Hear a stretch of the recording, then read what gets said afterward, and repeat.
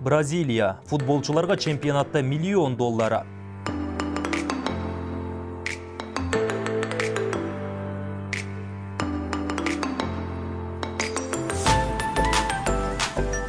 Бразилия құрама командасының футболчылары Орусияда өтө турган дүйнөлүк футбол чемпионатта жеңишке жетишсе $1 миллион алышат.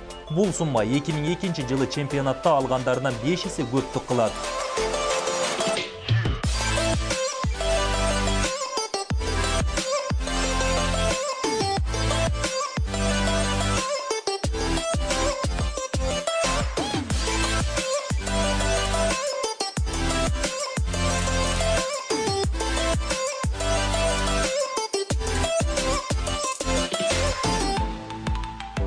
Мындан тышкары Бразилия футбол конфедерациясы дүйнөлүк биринчиликти алышса, ушундай эле сумманы машыктыруучулар штатына да берерин убада кылышкан.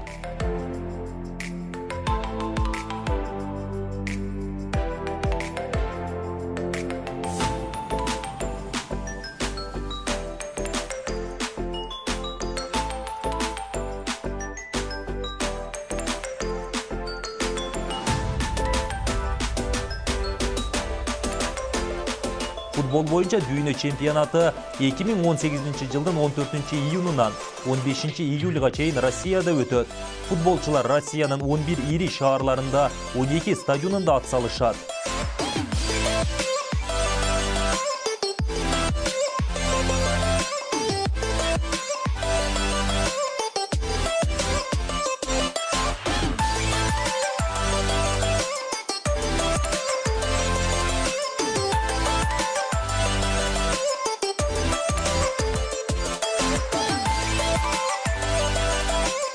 Буга чейин Франциянын курама командасынын футболчуларына дүйнөлүк футбол чемпионатта жеңишке жетишсе, €400 000 бериле турганы айтылган.